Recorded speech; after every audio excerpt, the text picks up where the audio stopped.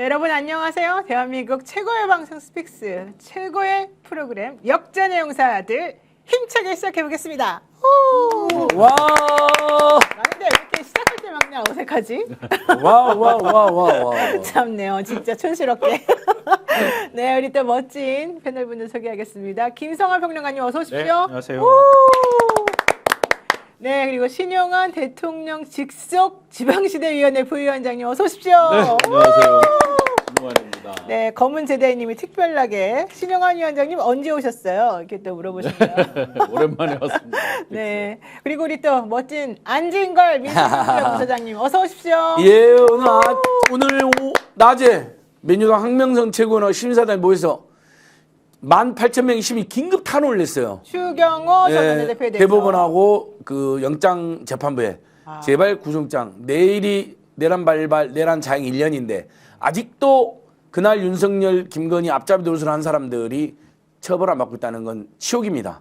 그래서 지금 현재 대법원 앞에 서울의 소리 국힘당 해체 공동행동 민생경제연구소 등은 농성을 진행하고 있습니다. 단식 농성. 단식 농성. 네. 네. 서울의 소리 백운종 대표님 또 단식 농성.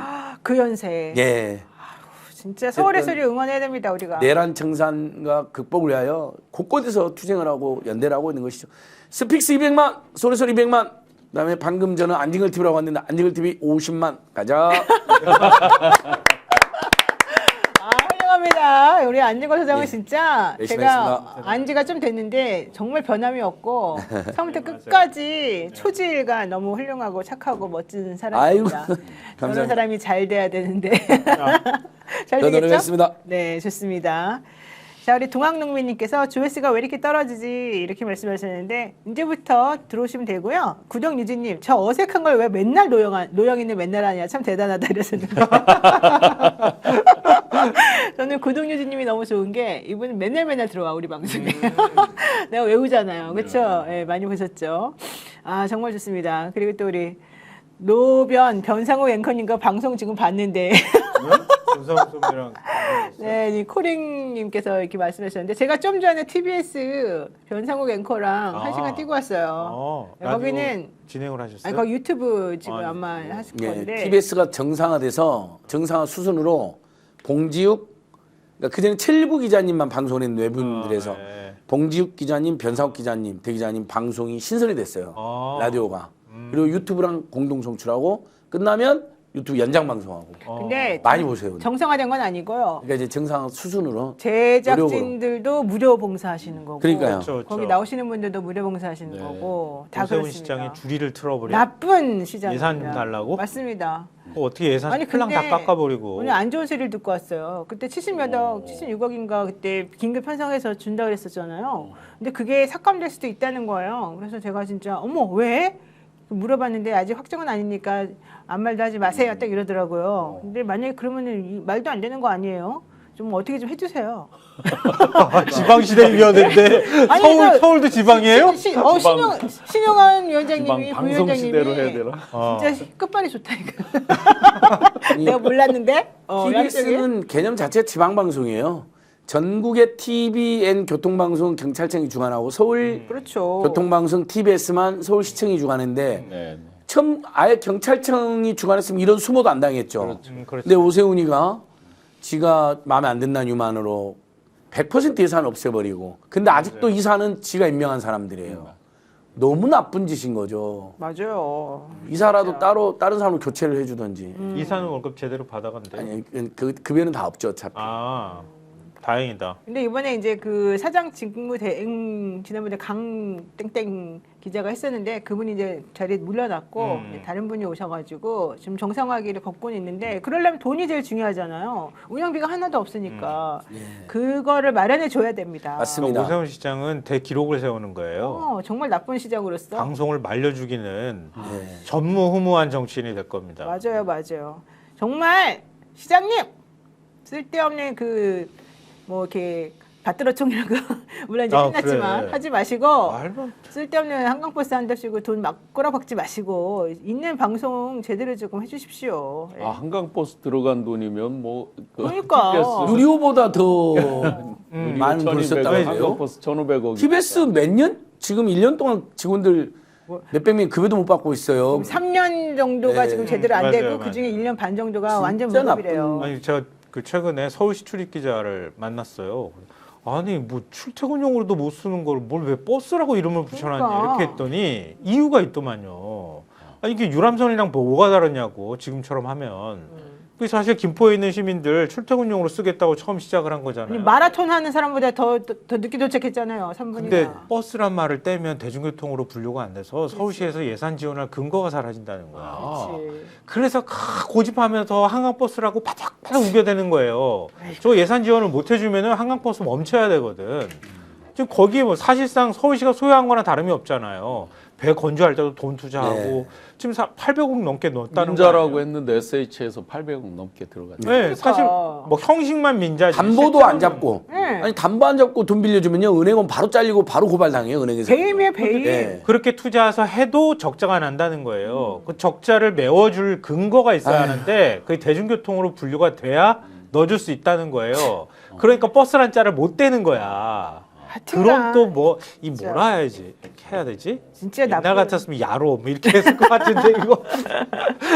자, 검문재 대행님께서 이렇게 또 중요한 말 하는 김성환 평론가한테 말을 안 하고 안진거 소장님 노벨 평화 기여상 받으세요. 여사. 아이고 감사합니다. 어쨌든 끝까지 나경원 사퇴 운동도 열심히 하고 있습니다. 예, 더 노래가 있습니다. 서울 시민 여러분들, 지금 우리가 중요한 기로에 서 있습니다. 지금 오세훈 시장이 이 무슨 정책 같은 거 해가지고 성공한 게 별로 없습니다. 좀 우리 서울 시민들의 세금이 엉뚱한 데 쓰이지 않도록 좀 도와주시면 좋을 것 같고요. 자, 오늘 주제 빨리 들어가도록 하겠습니다. 자, 오늘 법정에서 나온 윤석열 전 대통령, 윤석열 씨와 한덕수 씨의 대화, 충격 증언이 드디어 나왔다. 이게 이제 우리가 지금 하고 싶은 말인데요. 이번 뉴스 강지호 기자가 윤석열 재판에 오늘 또 들어갔거든요. 지금 이 자리에는 안 왔지만 인터뷰 내용 한번 듣고 오겠습니다. 김정환 실장이 나왔는데 한덕수가 윤석열의 비상계엄 당일날 오후 9시경에 국무회의를 준비하는 과정에서 한덕수, 윤석열이 대화하는 내용을 들었다는 것인데 그게 어떤 내용인지 설명을 좀 해주시죠. 네, 당시에 1차로 국무위원들이 모이게 되는데요. 그 당시에 김정한 수행실장이 잠깐 들어올 일이 있었습니다.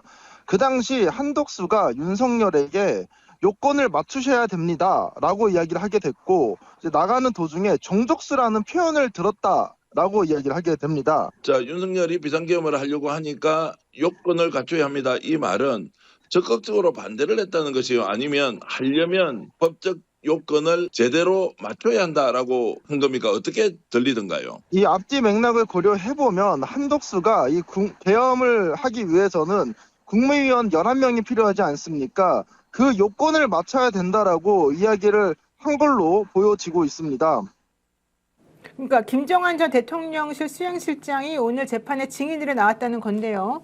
그 당시에 윤석열과 한덕수 간의 대화 내용을 들었다는 겁니다. 한덕수 전 총리는 나는 그동안에 이 윤석열의 비상계엄에 대해서 반대해왔다라는 주장을 펼쳐왔으나 우리가 CCTV를 통해 가지고 봤을 때는 막 4명 모자르다 그러니까 4명 맞춰주고 1명 모자르다니까 1명 맞춰주고 막 웃으면서 했던 게 드러났잖아요. 근데도 소리가 안 들린다는 이유로 우리한테 계속 거짓말을 해왔는데 오늘 바로 이 김정환 수행실장이 아니다, 내가 보기에는 일부러 대통령에게 요건을 맞춰주려고 자기가 한 것 같다. 지금 이런 증언을 한 겁니다. 네네. 수행실장이라는 사람이 기본적으로 저렇게 말을 할 때 저걸 뭐 지어내서 거짓말이다 이렇게 생각하긴 좀 그렇죠. 그렇다고 보면 그동안 한덕수 총리가 얼마나 많은 거짓말했는지 네. 국민들이 생생히 봤죠. 그러면 이 부분에 대해서도 뭐 거의 완벽히, 그리고 우리가 봤던 CCTV 내용과 이 발언과 거의 앞뒤 전후 맥락이 다 맞아떨어진다라고 보여집니다. 맞습니다. 진짜 나는 입으로 이렇게 말하는 거를 보통 이렇게 귀가 안 들릴 때 입 모양 보고서 해독하는 그런 거 있잖아요. 네네. 그걸로 좀 저거 좀 봤으면 좋겠어요. 아 그러네요. 그렇지 않아요? 네. 왜 거짓말 이렇게 잘하는지 모르겠어요. 한덕수라는 사람은요, 제가 볼 때는 진짜 거짓말 많이 한 것 같고요. 실제로 계엄에 중요 임무 종사를 했다고 저는 생각해요. 왜냐하면은요, 네. 그러니까 단순히 국무회의 의결이 필요하다 이렇게 얘기한 정도 수준이 아니고, 원래 우리가 다 알고 있는 것처럼 한 7시 조금 넘어서 조지호하고 김봉식 경찰청장하고 서울청장을 불렀다는 거잖아요. 안가로. 네. 그럼 거기 헤어졌잖아요. 헤어지고 난 다음에 8시쯤 국무위원을 불렀잖아요. 그 6명 문제. 박성재한테 처음 통화 시도했다고 하는 거. 그리고 그때 국무위원 4명 왔을 때 이 사람들 통해가지고 자기는 한 10시쯤에 그냥 계엄 선포하려고 했던 거예요. 근데 한덕수가 아니 이거 계엄 선포하려면 국무회의가 필요합니다. 그래서 국무회의를 열게 됐다는 거잖아요. 그래서 일정이 뒤로 조금씩 다 밀리는 현상이 나타났거든요. 뭐하러 그렇게 합니까? 계엄의 합법성을 부여하기 위해서 그렇게 했다고 볼 수밖에 없고요. 그리고 더 사실은 오늘 추경호 구속영장하고도 관련이 돼 있다고 보는데 윤석열이 그렇게 해서 조지호하고 그다음에 김봉식을 통해서 나 계엄 선포할 거야 이렇게 했던 거고 그 전에 군 사령관들은 이미 다 얘기가 끝난 거잖아요. 네. 그러니까 마지막으로 국회를 통제하는 거를 원했던 거야 윤석열 입장에서. 그리고 군 방첩사가 정치인 체포할 때 경찰이 도와줘라. 이제 이런 시나리오를 짠 거잖아요. 네. 근데 밤 11시 15분부터 윤석열이 조지호한테 6차례에 걸쳐서 계속 전화를 해요. 조지호한테 전화하니까 국회 통제하라 이렇게 얘기하니까 그거 근거가 없는데요. 이렇게 얘기하니까 윤석열이 15분에 조지호하고 통화했는데 17분에 그 박한수 계엄사령관한테 전화를 해요. 전화를 해서 포고령 내용을 조지호한테 알려줘 이렇게 얘기를 해요. 그러니까 조지호가 말을 잘 안 듣는 것 같으니까 뭐 박한수가 직접 전화를 해 너가 그렇게 하고 난 다음에 다시 조지호한테 전화를 해요. 전화를 하면서 국회로 월담하는 의원들 다 잡아들여라 체포하라 이렇게 얘기를 하거든요. 네. 근데 그 사이에 한덕수가 뭐 했냐? 한덕수는 추경호한테 전화를 해. 윤석열이 계엄을 착착착착 실행하면서 국회의원들 담 넘어서 못 들어가게 해 라고 하는 사이에 한덕수가 11시 11분에 추경호하고 추경호한테 전화를 걸어서 네. 7분 33초 전화 통화를 해요. 그러니까 윤석열이 조지호한테 막 전화 돌리고 뭐 하는 사이에 한덕수는 추경호하고 열심히 통화하고 있었던 거야. 근데 통화하는 내용이 뭐예요? 비상계엄은 윤석열 대통령의 계획대로 진행될 거야. 그러면서 안심시켰다는 거 아니에요? 그러니까. 그리고 난 다음에 윤석열이 조지호랑 통화하고 박한수하고 통화하고 막 이렇게 하고 있고 한덕수하고 전화가 딱 끝난 다음에 11시 22분에 추경호한테 윤석열이 딱 전화를 해. 자기네들 주장으로는 내가 계엄하는 거 미리 못 알려줘서 미안해. 이랬다는데 할 일이 없어서 전화했다 그랬잖아요. 할 일이 없어서 할 일도 했다. 없고 혼자 있으려니까 할 일이 없어서. 할 일이 없어서. 할 일이 없긴 뭘 할 일이 없어요. 계엄사령관부터 시작해서 전화를 전화 하루 얼마나 많이 종일 했잖아, 돌렸는데 그 몇 시간에. 분 사이로 전화를 계속 네. 돌리고 있었는데 당연히 추경호한테 너 계엄 해제하는데 거기 들어가지 마라고 얘기했겠지. 이게 너무나 상식적이잖아요. 그러니까 윤석열하고 한덕수하고 역할 분담을 딱 해가지고 그렇죠. 전화 통화를 돌렸다고 밖에 볼 수가 없는 거예요. 그러니까 한덕수는 중요 임무 종사자가 아니라 제가 볼 때는 그냥 우두머리급이야. 우두머리야. 우두머리 공동정범 같아. 네. 맞습니다. 그리고 추경호는 지금 나는 뭐 무슨 계엄하는 거 아무것도 한 일 없었다고 얘기하고 싶어 하겠지만 절대 그렇지 않고요. 그 밤 11시 57분에 추경호가 이리 갔다 저리 갔다 의원들 장소 바꿀 때 우원식 국회의장이 긴급 기자회견을 열었어요. 여기 다 생중계됐잖아요. 헌법 절차에 따라서 비상계엄 선포에 대해서 대응 조치하겠다. 국회 본회의장으로 국회의원을 소집하는 이거를 대국민 담화하듯이 발표를 했어. 생방송으로 다 나왔어요. 근데 그런 상황에서 당시 여당 원내대표라는 사람이 의원들 이리 물고 저리 물고 했다고? 말도 안 되는 소리를 하고 있어. 자, 여러분들 오늘의 이 재판과 관련해서는요. 10월 27일에 경향신문에 나온 기사하고 좀 비교해서 보시는 게 사실은 좋습니다. 10월 27일 경향신문 기사에 뭐가 나왔느냐면 윤석열 씨가 이제 그 이진강 부장 재판에 이었는데 그때 그 특검팀이 기소한 한덕수 전 총리 4번째 공판이 열렸었을 때 실제 윤석열 씨가 A4 용지에다가 사람 이름을 4명을 적어줬다는 거예요. 국무위원 4명. 그러면서 빨리 대통령실로 들어와라 이렇게 얘기를 해줬다는 거예요. 그러니까 한덕수가 4명 가지고 안 됩니다. 11명이 있어야 됩니다. 이래가지고 그 말을 듣고 다시 불렀다는 거, 그 얘기 나오거든요. 근데 요거가 바로 이제 오늘 그 김정한 전 실장, 그 증인의 그 증언하고 또 맞아 떨어지는 거예요. 딱 맞아 떨어지는 거예요. 네. 그러니까 정말로 이 사람들이 어떻게 이렇게 뻔뻔하게 거짓말했는지가 이번에 다 사실은 짜맞춰 보면 다 나오는데 오늘 백대현 부장 재판에 바로 이 한덕수 씨가 증인으로 나와가지고는 나 증언 거부할래, 나 증언 못해, 162번을 외치고 퇴장해버렸다는 겁니다. 이게 있을 수가 있는 겁니까? 한번 보겠습니다.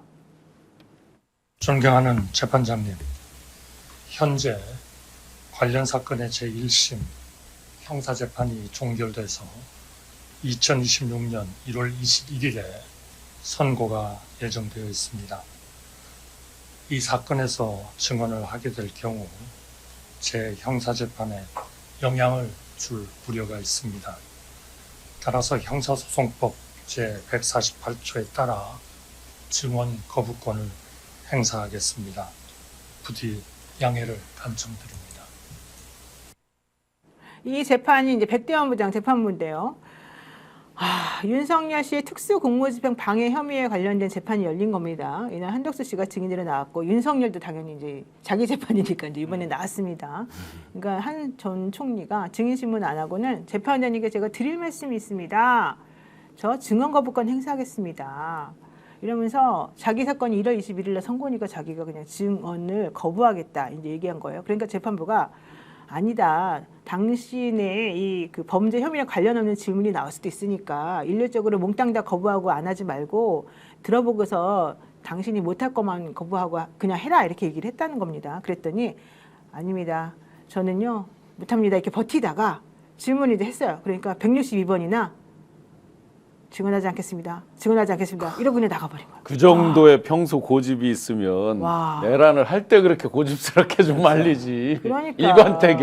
네. 단 하나도 답변 안 하고 계속 아닙니다. 증언 거부하겠습니다. 그 얘기를 한 거잖아요, 지금. 네. 뒤집어 보면 162번이나 그 사람한테 질문이 있던 거잖아요. 그렇게 많은 의혹을 갖고 있는데 하나도 답을 하지 않았다. 정말 그런 의지와 그런 결기면 진작에 할 때 좀 말리지 그랬어요. 그러니까요. 그러니까 윤석열이 그동안에 재판을 받으면서 여인영 사령관뿐만 아니라 홍장원 차장도 마찬가지고 그 위에 뭐 곽종근 사령관들 쫙 나왔는데 전부 책임 회피를 일관했잖아요. 네. 그러니까 책임을 떠넘겼지 부하들한테 떠넘겼는데 거의 유일하다시피 감싸 안았던 사람 있잖아요. 그게 한덕수예요. 맞아요. 자기네끼리 서로 막 도와주고 감싸주고 막 네. 그랬어요. 네. 그러니까 지난달 19일 재판에서 제 진술은 탄핵 심판 조서와 중앙지검 공판 조서에 거의 두꺼운 책 한 권 정도로 분량으로 나와 있으니 참고하시라. 1년 가까이 지난 일이라 기억나지 않는다. 이러면서 증언을 거부했는데 이게 한덕수 재판에 나와가지고 윤석열이 얘기한 거예요. 둘이서 감싸는 거야. 왜? 아까 제가 말씀드렸잖아요. 둘이 역할 분담했거든. 그러니까 한쪽이 입을 열면 죄수의 딜레마인 거지. 그렇지. 저쪽에도 입 열어야 되는 거거든요. 그렇죠. 그걸 너무 잘 아는 거야. 서로. 그러니까 그만큼 제가 볼 때는 충분히 그 당일날 사인이 오고 갔다고 생각해요. 그렇군요. 아니 그래서 일단 우리가 CCTV도 봐도 한덕수하고 이상민은 신났잖아요, 기본적으로. 아주 뭔가 자랑스럽고 뭔가 일이 잘 되고 있다는 느낌으로 막 문서도 막 주고받고 막 지침도 내리고. 그다음에 이제 이 추경호 행적을 봐도 추경호가 10시 50분에 홍철호랑 통화하고 그다음에 예결 예정으로 우총 소집했다가 갑자기 당사로 바꾸고 네. 그다음에 한덕수랑 또 7분 통화하고 그다음에 윤석열 2분 통화하고 유총장한테 또 국회로 바꾼 척하다가 또 우원식 의장이 싹 국회로 들어와라 1시 0시 1분에 문자를 다 보내니까 1시 3분에 이거 큰일 났다. 직접 국회로 다루면 안 되니까 우총 장소를 당사로 바뀌는데 홍철호 한덕수 그다음에 윤석열이 이 셋이 무슨 통화를 했겠습니까? 이 긴박한 내란의 맘 때. 홍철호까지. 저는 이제 먼저 홍철호가 선포됐으니까 대통령 협조해라 그랬을 거고요. 네. 한덕수가 설명을 좀 더 해줬을 거예요. 그런데 추경호 성격상 약간 우유부단했을 수는 있을 거예요. 같아. 그러니까 윤석열이가 바로 전화해가지고 야, 다 빼돌려. 너 지금 안 빼돌리면 니들도 체포돼. 나 지금 조지환한테 싹 다 의원들 잡아들이라고 말했어요. 여인영한테도 말하고 조지환. 이게 11시 22분이잖아요. 이 다음에 이제 나경원 통화 이루어지고 실제 제가 그때 연애했는데 26분인가 나경원이 갑자기 박태준이랑 방향을 바꿔서 국민의힘 당사로 내버리고 우리가 다 봤단 말이죠. 사진도 찍혔고 목격했고 저도 봤으니까. 그걸 보면 그 정말 혼자 있어서 너무 심심한 윤석열이가 평소에 너무 개그감이라고 하나도 재미가 없는 추경호와 나경원한테 왜 전화를 심심해 죽겠는데 심심이 아니라 막 애가 타서 지금 싹 다 잡아들여 했으니까 니들도 다 빠져. 표결하면 안 돼. 계획대로 잘 되고 있어 지금. 설명 계엄 말 못해서 면허가 아니라 싹 다 잘 떼고 있어. 곧 다 잡아들이니까 니들 나가 있어. 근데 추경호한테만 말한 게 저는 약간 못 믿었다. 그래서 나경원이한테 너가 추경호를 좀 도와서 같이 해라 이렇게 하고 나경원이 전화 받고 방향 틀어서 당사로 도망가서 추경호 탑세하고 그 다음에 한동훈이한테 추경호가 전화해가지고 밖으로 나가라고 아래 내려와라고 완전 유장전술이죠. 그렇죠. 너 왜 거기 있어? 내려와. 그다음에 우은식한테 전화를 2번이나 해가지고 1시간 더 넘기. 그때 이미 깨고 들어오고 있는데 막 그치. 전 국민은 이재명 TV, 우은식 TV 보면서 막 소리 지르고 경악하고 김어준 뉴스공장장도 이번에 사과했잖아 우은식 회장한테. 그때 왜 이렇게 천천히 했냐고 내가 막 욕하고 날렸는데 사과드린다고. 그때는 막 안에 상황을 모르니까. 네. 근데 완벽한 표결을 하려고 시간을 끈 거 시간이 걸린 거잖아요. 우은식 네. 입장에서는 절차도 다 지키고 소집 통보도 다 하고. 근데 그 와중에 추경호 전화를 2번이나 해서 네. 표결을 그것도 방해한 거죠. 우은식이 지금 표결하려고 하는 것 같다. 전화해라. 그걸 신동욱이한테 받을 수도 있고 안에 신동욱이 왔다 갔다 하고 있었잖아요. 그치, 왔다 갔다 했었죠. 첩자로 보이는 자들도 있었기 때문에 이 모든 상황이 맞아 떨어져요. 정황이. 한덕수와 추경호는 거의 뭐 넘버 1, 2 또는 2, 3 정도로는 가담했다. 맞습니다. 윤이 뭐 시간이 뭐 한가해서 할 일이 없어서. 할 일이 없어서 이제 뭐 늦게 알려줘서 미안하다 뭐 이런 얘기를 했다 그러는데 정말 눈에 선하죠. 한번 이제 업셋이 돼서 완전히 그냥 업이 돼갖고 승질을 내기 시작하면 걷잡을 수가 없거든요. 막 쌍욕부터 시작해서 여러 가지 걷잡을 수 없는 그게 눈에 선하죠. 그 상태에서 할 일이 없어서 뭐 시간이 남아 돌아서 이렇게 화가 나서 길길이 막 화를 내던 사람이 갑자기 전화해서 야 미리 못 알려서 미안하다. 택도 없는 얘기입니다. 제가 봤던 모습에서 전혀 누구한테 그러니까 사과하는 나경원은 사람이 있을 수- 아니에요. 예, 사과를 하는 사람도 아니거든요. 나경원한테 전화한 이유를 제가 볼 땐 제가 스스로 볼 때 그럴 수 있겠다라고 얘기한 분이 있었는데요. 네. 한동훈이가 그때 당 대표였잖아요. 네. 한동훈을 총으로 쏴 죽이고 싶은 그렇죠. 대상이었단 그때 말이에요. 그랬다죠. 네. 그러면 한동훈은 어쨌든 체포되는 대상이에요. 그러면 당을 누가 운영하냐? 추경호는 원내대표니까 안 될 거고 나경원한테 당을 접수해서 너가 책임을 좀 져줘라. 이렇게 얘기했을 가능성이 있다고 누군가 얘기를 하더라고요. 그럴 수 있네. 정말 그게 그럴듯하다. 왜 하필이면 나경원한테 전화했을까? 네. 추경호하고 전화 통화하고 난 다음에 추경호하고 11시 22분 통화했거든요. 그리고 난 다음에 26분에 40초 동안 통화를 한 거예요. 근데 더 웃긴 건 22분에 통화가 시작이 됐는데 2분 5초 동안 통화를 한 거예요. 그러면은 11시 24분 조금 넘은까지 통화를 했다는 얘기거든요. 그렇죠. 전화 끊고 난 다음에 한두 마디 하고 다시 나경원한테 전화를 했다는 얘기지. 그러면 뭔가 추경호한테 얘기를 들었을 거고 거기에 대해서 확신을 얻었던 뭔가 얘기를 듣고 나경원한테 뭔가를 임무를 주기 위해서 전화 통화를 했다 이렇게 추정이 가능하고요. 굉장히 이건 요즘 얘기를 잘 안 하는데 원래 윤석열의 계엄 계획은 계엄 플랜은 자기가 한 10시 무렵쯤에 계엄 선포를 해버리면 그 다음에 포고령을 선포를 할 거 아니에요. 네. 계엄 선포를 하고 난 다음에 그 다음에 포고령을 1호를 발동을 해야 된단 말이에요. 그렇죠. 그리고 난 다음에 11시에 군이 딱 투입되는 걸 생각을 한 거예요. 근데 지금 전체적인 일정이 한 30분 이상 딜레이가 됐죠. 딜레이가 됐잖아요. 네. 그 딜레이가 된 원인이 뭔지 혹시 기억하시는 분 있어요? 헬기가 네. 그때 707 애들 국회- 태워서 넘어 들어오는데 네. 허가를 안 내줬잖아. 네. 허가를 안 내줘서 한 30분을 버텨줬어. 근데 남태령 있는 거기 그쪽에서. 네. 아니 P3 방공 예, 식별 구역으로 방공 못 들어갔죠. 그렇죠. 네. 방공망을 관리하는 대령인가가 네. 그 사람이 그때 계속 안 해줬죠. 핑계를 대면서 네, 네. 허가를 안 내줬어. 그것 그렇죠. 때문에 30분이 지체가 된 거예요. 네, 네. 그러니까 윤석열 입장에서 보면 막 다 어그러지는 거야 시간이. 그러니까 다 열받았구나. 급하게. 막 마음이 조급해진 거지. 그러네.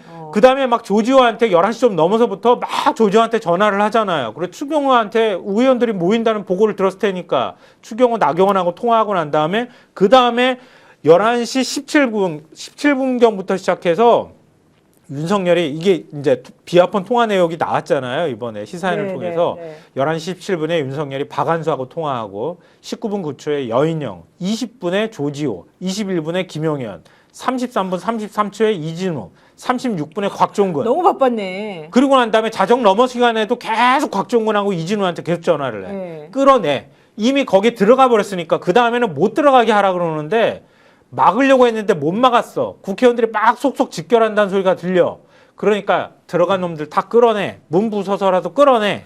이렇게 된 거예요. 아이고. 근데 뭘 한가해. 한가하기는. 그러니까. 말같지도 않은 소리 하고 그러니까 있어. 통화 내역이 이렇게 버젓이 있는데도 법정에서 되게 뻔뻔하게. 제가 발표한 다음에는 뭐 크게 할 일이 없었습니다. 와, 진짜 그게 할 일이 없는 정도가 아니라 그게 아니라 그 통제실 이제 미디어 파사드처럼 다 보이는 거기에서 막 왔다 갔다 난리를 치면서 지금 전화기도 하나 갖고 하지 않았을 거라고. 비아폰도 여러 개 쓰고, 했겠죠. 그러니까 여러 여러 개. 개를 가지고 지폰도 쓰고 난리를 비아폰도 쓰고 뭐 그렇죠. 여러 개 당연히. 썼더만. 예, 정신없이 근데 그렇게 했겠죠. 대놓고 판사 앞에서 거짓말 하는데 근데 제가 지금 김건희가 같이 웃어주고 있으니 통화 내역 말씀드렸잖아요. 네. 통화 시간 보면 되게 웃겨. 통화 시간이 55초, 34초, 59초, 36초, 29초, 41초, 59초야. 자기 말만 하고 다 끝나버렸네. 그렇지. 지시만 하고. 소리 지르고. 빨리 해, 뭐해? 그렇죠. 이거 끊었다는 뜻이거든요. 근데 자정을 넘어가면 통화 시간이 길어져. 길어져.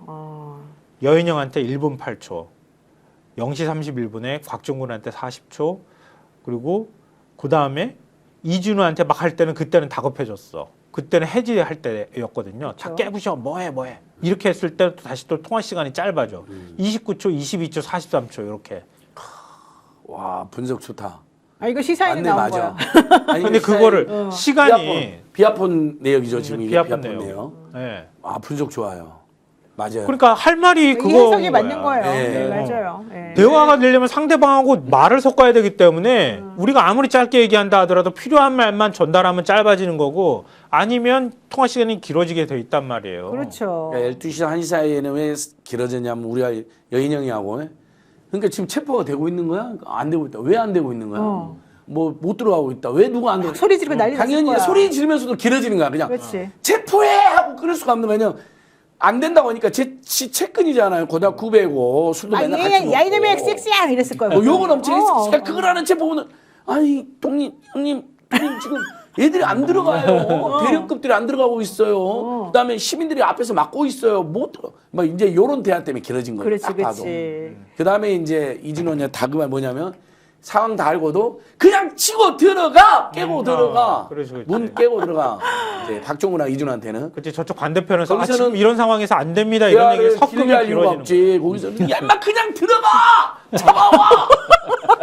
오늘 왜 이렇게 잘해? 공기를 너무 잘하는 왜 이래? 신범철이한테도 그랬다잖아. 국토부 차관한테도 갑자기 야 이 새끼야 너무 신범철 이번에 살아났더만 진짜 어이없게. 협조를 많이 해준 거로 추정이 되잖아요. 신범철 원래 성격이 그래요. 되게 약간 신범철 좀 차관은 검 많이 여러 남아가지고. 명한테 잘- 신범철 차관은 최근에도 제 얼굴 봤는데 그래요? 이렇게 마주쳐요. 왜냐면 연합뉴스에 그 사무실에 같이 있어. 그 건물에. 그래서 마주치는데 그리고 또 친한 사람들 통해서 얘기를 했다는 게 나는 뭣도 모르고 그때 국방부 장관이 외국에 나가 있었잖아요. 갑자기 뜬금없이 대통령이 전화해서 불러가지고. 한 번 전화 받은 거밖에 없어. 이렇게 얘기를 했다는 거예요. 아이고 그런 이야기도 있잖아요. 주변에다가 야뭘 내가 뭘 잘못 모르는 다 커가지고 갑자기 새끼라는 이야기를 듣냐 내가 막 이제 그것도 아니 신범철 차관이 되게 순하게 생겼거든. 그리고 옛날에 되게 방송할 때도 순하게 하던 사람이잖아, 알잖아 우리가. 근데 갑자기 여기 차출되면서 너무 기뻐가지고 그때 약간 좀 뽕 맞은 것 같아 내가 봤을 때는. 그러다가 이제 이 마지막 그 상황에서 자기도 되게 당황해가지고 내가 봤을 때는 그 사람 성격상 자기가 먼저 가서 무릎 꿇고 내가 열심히 충성하겠습니다. 나 좀 빼주세요. 이랬을 가능성이 매우 높다. 개인적으로 그렇게 생각합니다. 협조를 많이 하신 협조했을 것 같아요. 예. 근데 그 사람은 그렇습니다. 국회에 나와서도 한번 물어봤는데 뭐 위에서 뭐가 있었습니다라고 한번 증언한 적이 있었었어요. 네. 최초로 약간 약간 자백한 거 약간 자기가 자기도 모르게 약간 자백 같은 게 나온다. 예, 제가 뭐 위에 지시도 없이 움직입니까? 뭐 이런 말을 한 번 맞아요. 있었어요. 옛날에도. 아니 자기 딸이는 억울했던 거지. 뭐가 억울해요. 또 꿀빨 때는 잘 빨아놓고 얹어가지고. 아 물론 그렇긴 그 사람이 하지만 뭐 그 애야? 당시 그런 걸 상황으로 모르게? 보면 최상무 사건에 내가 뭐 적극적으로 움직인 것도 에이. 아닌데 갑자기 나한테 전화 한 번 해가지고 막 이래라 저래라 막 소리 질렀다. 에이. 알았어요. 에이 무책임하다. 자 어쨌든 한덕수 씨는 자기 오늘 증언할 때 판사가 그래도 개별적인 질문에 대답하라 그랬더니 윤석열한테 유리한 것들 대답 안 했대요. 윤석열 씨가 나 이거 메시지 계엄이다. 그렇게 해서 반대하고 그러지 않았냐. 그래도 증언 거부합니다. 또 감사원장하고 검사까지 국회에서 탄핵 소추됐던 거 아니야? 그래도 모릅니다. 증언 거부합니다. 이랬고 대답한 게 2가지인가 있었대요. 김영삼 정부 때 통상산업비서관으로 근무했냐? 네. 예. 그런 거 왜 대답해? 그래. 당시 금융실명 선포할 때 국무회의가 개최됐었냐?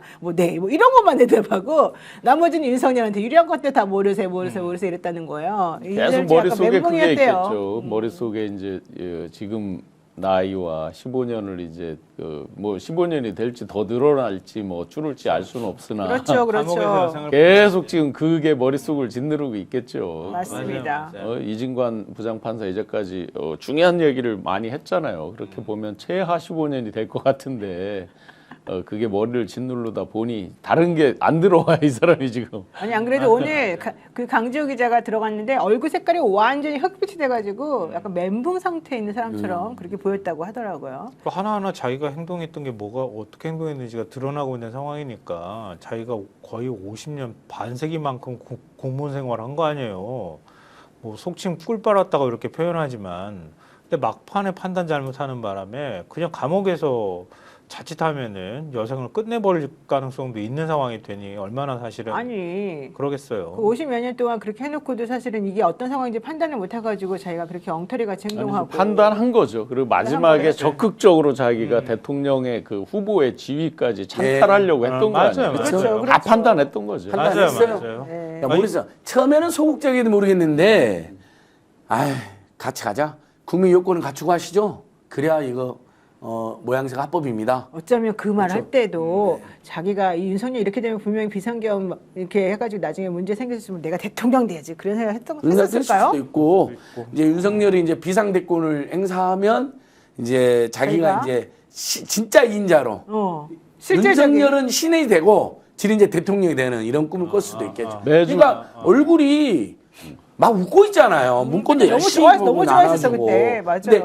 CCTV가 공개될 거는 진짜 생각 안 하고 거짓말을 한 거죠. 뭐 자기는 계속 반대했다. 뭐 문건도 못 봤다. 매주 월요일 아침마다 대통령과 총리가 이제 그 아침 조찬 독대하면서 이제 업무 보고 회의하고 하는데 물론 술을 먹어서 뭐 어떻게 했는지 사실 제대로 안 안 한 날도 했대잖아요. 꽤 11시 있겠죠. 출근했대요. 안 했죠. 아니 그러니까 출근은 평소에- 그런데 평소처럼 주례 11시에 출근. 아니 출근은 그런데 그건 어디서 했냐면 이거는 제가 정확하게 들은 얘기예요? 평립해서 들은 했다는 얘기들이 거니까 분명히 있었어요. 한남동의 공관에서 조찬을 하면서 하는데 그때 이제 둘 다 아이들도 없고 그러잖아요. 그러니까 그러네. 부인들끼리 친해 때문에. 그때 이제 아. 같이 하고 남자들끼리 이제 그 업무에 대한 거를 하고 그랬단 말이에요. 그러니까 겉으로 우리가 보통 대통령과 총리가 그렇게 자주 만났을까 이렇게 생각하지만 네. 굉장히 자주 만난 거예요.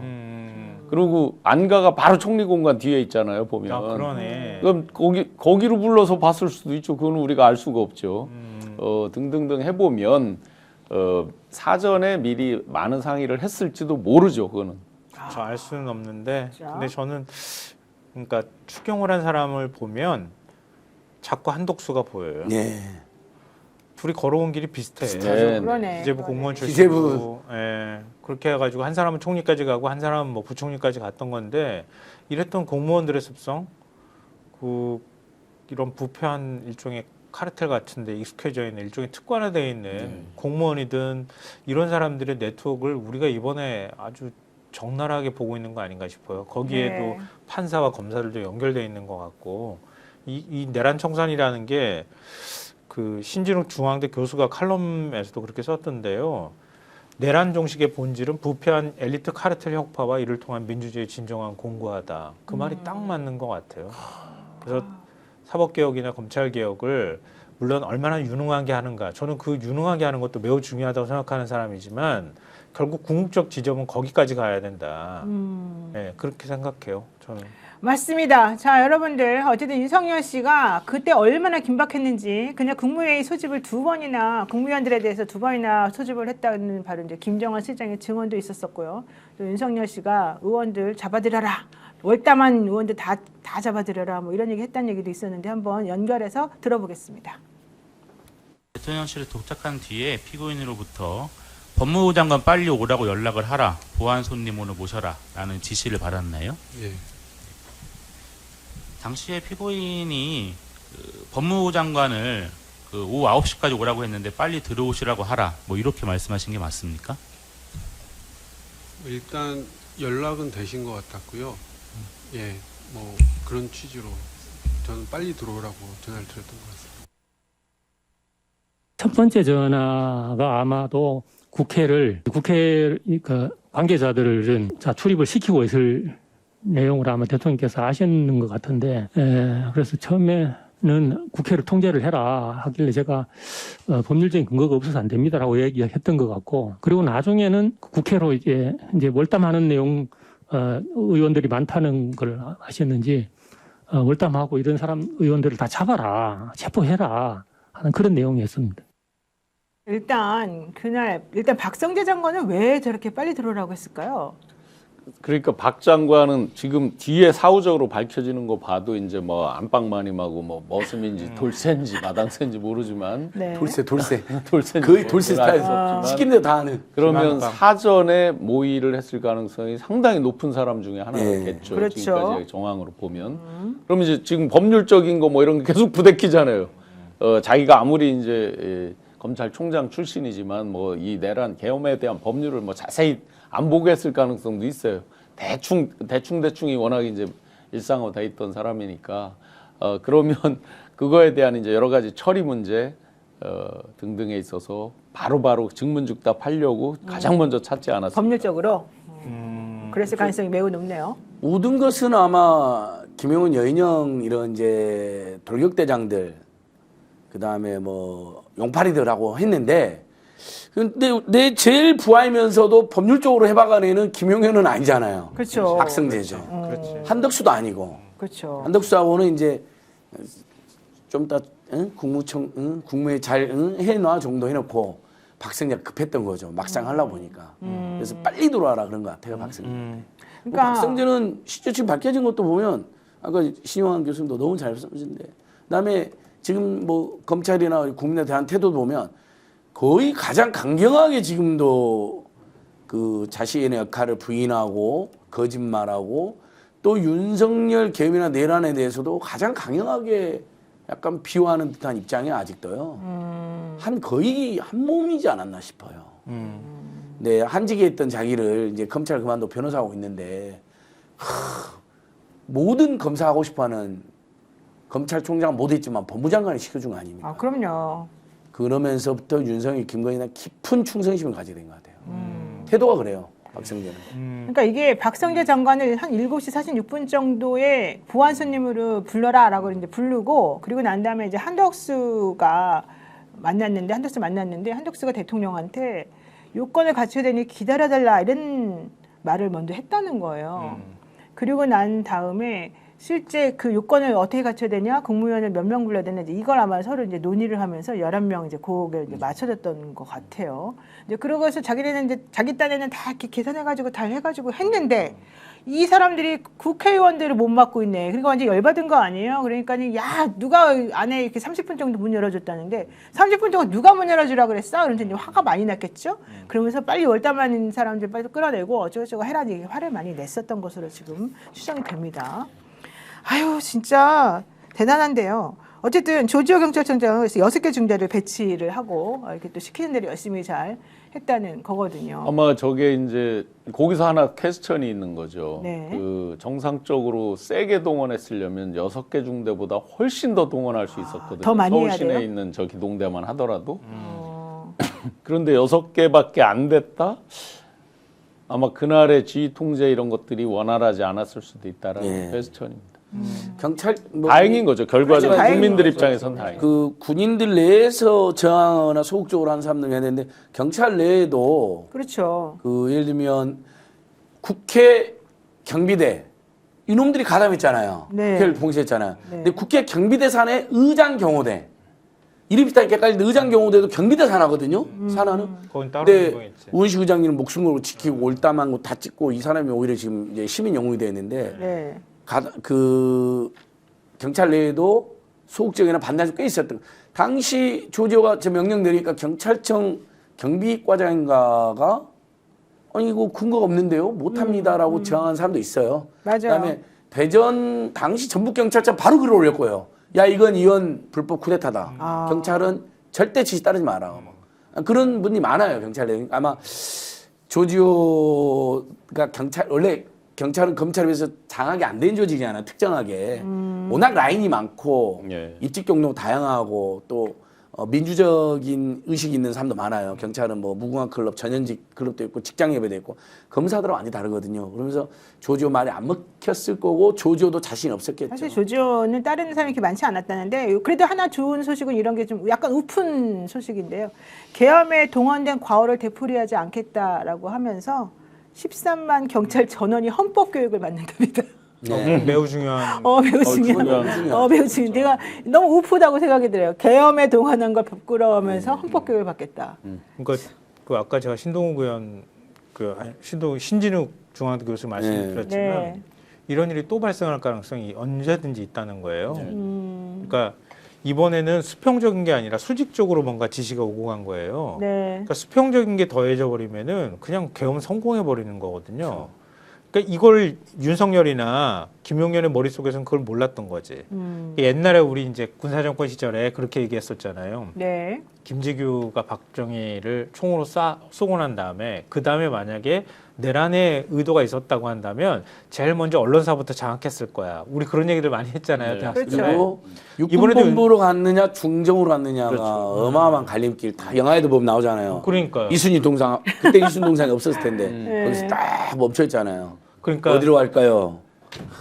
주권 의식이 투철한 시민들이 있는 것과 함께 더불어서 미디어 환경이 바뀌었다는 거. 그러니까 실시간으로 경찰도 TV를 보고 계엄 상황을 파악하는 국회의원들도 마찬가지였을 거라고 보거든요. 저는 유튜브를 보고 계엄 상황을 파악하는 시대가 온 거예요. 맞아요. 그러니까 내가 이 상황에서 움직이면 안 된다는 거를 스스로 한 사람 한 사람씩 다 느끼고 있었다는 거예요. 윤석열만 몰랐던 거야. 그렇지. 막 전화해서 화만 내면서 막 지시만 내릴 줄 알고 지시만 내리면 다 들어줄 줄 알았던 거지. 자, 조지호 총장이 이제 저 차장 때부터도 또 그 이전부터도 무조건 총장으로 간다라고 이미 소문이 파다하게 있었고요. 본인은 이제 경상도지만 강원 인맥의 이제 핵심들하고 가까웠다 해서 많이 알려져 있었어요. 그렇게 소문이. 그래서 인사철 되면 경찰에서는 조지호 당시 이제 뭐 차장일 때도 마찬가지로 건진이 좀 해줬다는 거 예, 아니에요? 그렇게 이제 소문들이 많이 나 있었죠 당시에. 그러니까 윤 입장에서 보면 말만 하면 들을 걸로 생각했을 수 있죠. 그런데 이제 이 사람 나중에 알려졌지만 이제 건강에 굉장히 이제 심대한 그게 있었고 인생에 대해서 조금 관조적으로 보는 게 있었겠죠. 그 부인이 같이 증인으로 채택된 거를 이제 우리가 포인트로 봐야죠. 그러한 투병하고 하는 것들을 봤던 사람들이 억지로 말을 지어내서 거짓말을 하고 그럴 확률이 별로 없잖아요. 상대적으로 보면. 그래서 이제 부인이 어떤 말을 굉장히 정확하게 한 게 있죠, 진술들이. 그렇죠. 그러면서 아마 윤 입장에서는 더 열받았네. 당연히 이 친구는 내가 이렇게 해줬으니까 당연히 말 잘 들을 거다 했는데 뭐가 안 됩니다가 나오니까 아마 더 열받았지 않았을까 당시 상황. 어쨌든 저는 이 부분에서 확실히 우리가 오늘의 그 증언을 통해서 확인할 수 있는 건 이거 같아요. 처음에 A4 용지에 4명의 국무위원 이름을 먼저 윤석열이 적었다. 그 4명은 무조건 자기 말 잘 듣는 사람으로 다시 찍었겠죠. 그러다가 한덕수 씨가 한 9시 정도에 이 인원 갖고 안 됩니다. 11명 필요합니다라고 하니까 7명 이름을 더 적어가지고 줬다는 거잖아요. 그것도 역시 윤석열이 적어준 거라잖아요. 그러면 그 11명으로 들어온 사람들은 사실은 누구겠어요? 무조건 찬성해주고 무조건 자기 말 들어줄 거라고 생각하는 사람들이겠죠. 나머지 사람들 부르지도 않았고 명단도 안 줬대잖아요. 그러니까 그거는 분명히 좀 역사가 좀 판단을 하고 처단해야 되는 거 아니냐. 근데 이번에 사실은 기소가 된 사람도 있고 안 된 사람도 있고 그래서 저는 그 부분을 좀 확실하게 좀 확인됐으면 좋겠습니다. 자, 일단 오늘의 재판 관련된 내용을 이렇게 하고요. 오늘 제일 또 중요한 부분이 있습니다. 추경호 전 원내대표 지금 영장 실질심문 끝났나요? 저는 정확히 잘 모르겠는데. 끝났다는 속보는 못 봤는데. 그렇죠. 아직까지 끝났겠죠, 끝났다는 얘기가 안 나와요. 시간상으로. 근데 아직까지 얘기가 없어서. 그러니까 워낙 지금 그러니까 특검이 미리 준비한 의견서 분량 자체가 워낙 많기도 하고 네. PPT 자료만 304장이라고 얘기를 하고 네. 118쪽 분량의 의견서를 냈다고 하니까 PPT하고 합하면 700만 원 한쪽에 달합니다. 741조. 이거를 PPT를 보여주면서 설명을 했다 하더라도 이게 뭐 그러니까 슉슉 지나가지 않아도 네. 특검만 해도 한 몇 시간은 걸릴 것 같거든요. 네. 그러면 또 추경호 반대쪽에서 또 얘기를 할 거 아니에요. 거기에 그렇죠. 대해서. 그러니까 이 시간 무렵쯤이면은 거의 끝날 때쯤 되지 않았을까 5분 전에 나온 속보도 지금 찾아보니까 계속 장시간 공방 중이라고 장시간 나와요. 공방 이렇게 왜냐면 나오네요. 네. 특검 측 변론이 네. 8시까지 되고 이제 추현 측 변론이 이제 변호인들의 또 주장이 나오는군요. 현재 특검 측 변론 마무리됐으니까 어. 앞으로 최소 뭐 변론할 게 많지는 않겠지만 한두 시간을 하겠죠 최소한. 그러면은 영장 발부 여부가 내일 내일 아침은 돼야 오늘 그러니까요. 최소한. 오늘 네, 3시에 새벽. 시작이 됐는데 지금 현재 8시 46분이잖아요. 그러면은 벌써 이게 중간에 저녁 식사 한번 하고 뭐 하더라도 지금 6시간 넘게 지금 진행이 되고 있다는 거잖아요. 그리고 특검 측 근데 그 6시간 내내 변론 못 하고 특검 측의 기소 의견 내지는 실질 그러니까 영장 청구 이유만 사실 들었다는 얘기잖아요. 그러면 추 의원 측에서 이제 변론을 세게 또 여기 또 해야 될 테니까. 그렇죠. 그 오늘 밤 12시까지 끝날지도 모르겠네요. 제가 농담 드렸는데 네. 결과에 대해서 이제 이게 기각이냐 발부냐 이제 많이들 예측을 하잖아요. 네. 근데 시간이 길어질수록 그러니까 내일 뭐 아침 새벽 더 뒤쪽으로 갈수록 이거는 발부될 확률이 그렇죠. 높다. 저도 조금 좀 상식적으로. 발부 쪽으로 마음이 좀 흐름으로 가더라고요. 보면 네. 왜냐면 이제 기각을 하려면은 이게 날짜 아무것도 아닌 것 같아도 오늘 2일이잖아요. 내일이 내일은 3일인데. 3일이고 이 심리적 차이가 내일 이제 대규모 집회는 다 알고 있단 말이에요. 그러면 물론 법원의 입장에서 그동안 이해 못할 그 블로킹했던 그런 것들을 다 봐왔지만 만약에 내일에 황당한 사유로 어떤 그 판결문에 이상하게 있다. 과연 난리 그 나는 거지 대한민국. 군중들이 과연 어떻게 될까 이런 고민들을 해야 되겠죠. 그러니까 아직 영장 실질 심사 끝났다는 공식 기사는 뜬 게 없다. 우리 이제 피디님이 알려주셨는데 지금까지 나온 발언은 특검은 이렇게 말했답니다. 계엄군이 국회에 투입된 상황에서 여당 원내대표로서 책임이 매우 중대했는데 실제 그 사람의 행보를 보게 되면 완전히 방해하려는 게 적극적으로 보이지 않았느냐. 게다가 수사하는 과정 동안에 매우 비협조적이었다. 실질적으로 이 사람은 태도가 매우 안 좋았고 증거인멸의 우려가 매우 컸다. 이런 얘기를 했고요. 추 의원 측에서는 의원총회 장소 변경은 임시 조치였을 뿐이고 방해 의도는 전혀 없었고 나는 도주할 우려가 전혀 없다.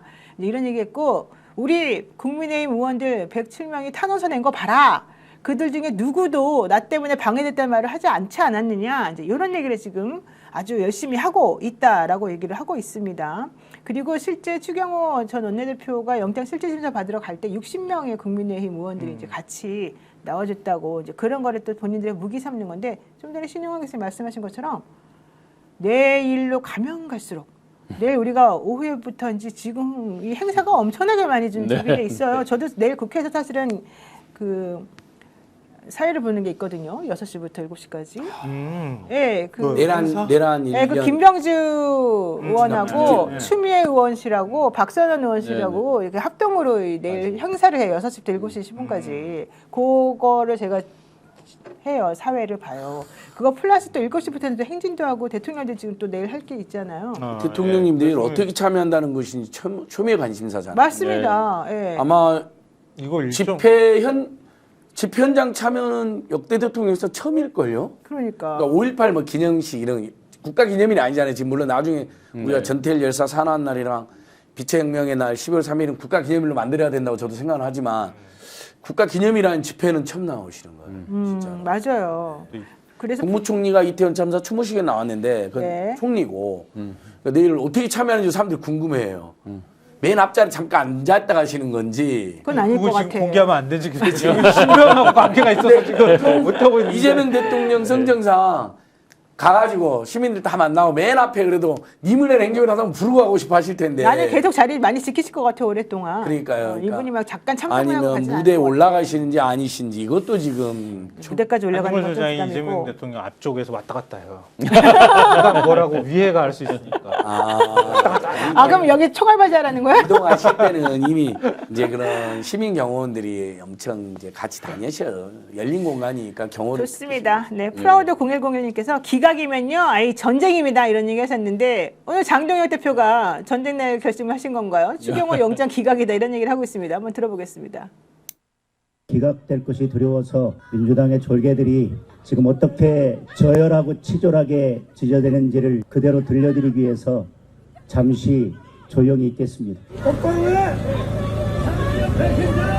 오늘 대한민국 법치와 자유민주주의의 운명이 결정되는 날입니다. 추경호 원내대표에 대한 구속영장은 대한민국 자유민주주의에 대한 구속영장입니다. 추경호 다음은 국민의 힘이 될 것입니다. 그리고 그 다음은 국민이 될 것입니다. 그래서 우리가 추경호 원내대표를 목숨 걸고 지켜야 하는 이유입니다. 영장은 반드시 기각될 것입니다.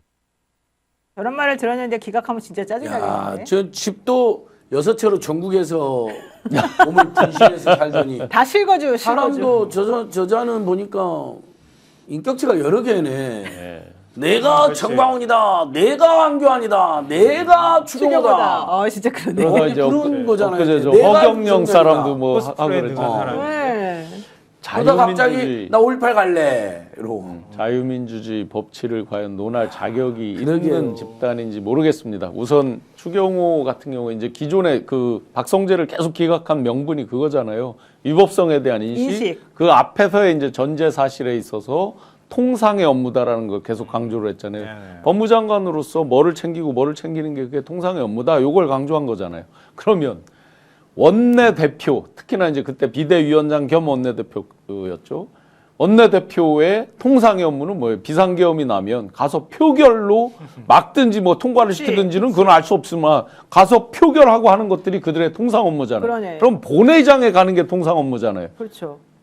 못 들어가게 왔다 갔다 한 게 통상의 업무 범위를 넘어갔어요. 그러니까 위법성 인식이 있는 거예요. 이 사람은 그 자체로.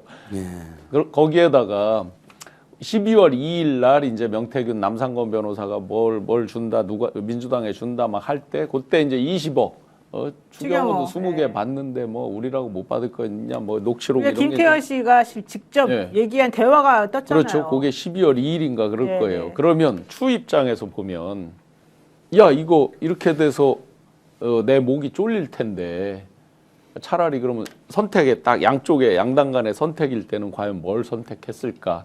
어느 정도 추정된다고 보여요. 아니 그리고 솔직히 나는 그렇게 생각해. 윤석열 씨가 입이 싸요. 그렇게 막 근엄하게 막 이렇게 숨기고 있는 사람이 아니잖아요. 근데 그 전에도 추경호 원내대표랑 계속 통화하면서 여러 번 얘기를 했대잖아요. 근데 추경호 원내대표는 당시 여당의 원내대표였기 때문에 국회에서 계엄 해제에 관련해서 의결을 해주냐 안 해주냐가 매우 중요한 건데 솔직히 윤석열 씨가 계속해서 내란하겠다고, 그러니까 비상계엄 하겠다고 생각한 사람이 그냥 가만히. 야, 잘 지내지? 나 잘 지내. 우리 앞으로 친하게 지내자. 이딴 말만 하고 있었겠어요. 난 그건 말이 안 된다고 생각하거든. 당신이 협조해 주세요라고 할 수밖에 없는 거 아니겠어요? 그러니까 저는 오히려 그 기각이 되든 아니면 뭐 구속영장이 인용이 되든 간에 국민의힘에서 무슨 일이 벌어질지 내일 너무 궁금해. 왜냐하면은 내일 장동혁 대표가 사과 안 할 거거든요. 내일 그리고 집행부 100일 되는 날인데 사과도 안 하고 아무것도 안 한대잖아요. 그럼 지금 초재선 의원 30명 정도가 지금 이미 연판장 돌렸다고 하는데 네. 대신 사과하겠다는 거 아니에요? 자기들이 나서서. 그러면은 장동혁 대표가 가만히 있을 수 있겠어요? 그럼 제명을 하니 어쩌니 그러면서 펄쩍펄쩍 뛸 거 아닙니까? 그러니까 우리가 내란 정당이라고 이렇게 건드리기도 전에 먼저 자기들이 깨지게 생겼어 지금. 그렇죠. 그러니까 그러면은 민주당은 이런 판단을 한 사법부를 개혁하면 되잖아요. 뭐가 깨지게 생겼어요? 약간 우리 또 그리고 만약에 깨지면은 그 한동훈은 하고 같이 나가는 의원들이 만약에 있다고 하면은 그건 두더라도 나머지 남은 의원들이 있을 거 아니에요? 네. 그건 진짜 내란 정당이 되는 거지. 그렇죠. 그러니까 정당 해산 들어가기 훨씬 더 편해지잖아요. 그럼 어떻게 되는 거지? 어느 쪽으로 가도 다 좋은 건가? 이렇게 되는 건가? 국민의힘당을 뭐가 되는 거지? 해체 해산시킨 다음에 전환기라고 장동혁하고 전광끼리 당을 만든 미략을 한 것 같아요.